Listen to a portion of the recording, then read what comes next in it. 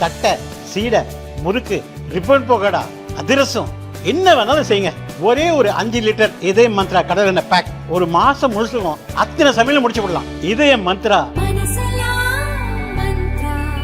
காஷ்மீர் பெஹல்காம் பயங்கரவாத தாக்குதலுக்கு பிறகு திருப்பதி ஏழுமலையான் கோயிலுக்கு பாதுகாப்பு அச்சுறுத்தல் இருப்பதாக உளவுத்துறை எச்சரித்தது.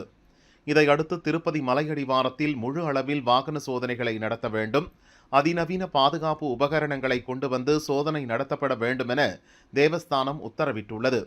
இதனால் ஆயிரக்கணக்கான பக்தர்கள் ஒரே நேரத்தில் வந்தாலும் அலிபிரி டோல்கேட்டில் கடுமையான சோதனை நடத்தப்பட்ட பிறகே அனுமதிக்கப்படுகின்றன.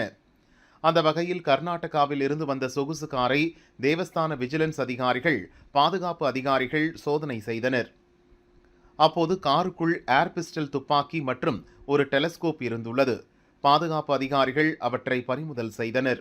கார் ஓட்டி வந்த குமார் என்பவரிடம் விசாரணை நடத்தினர்.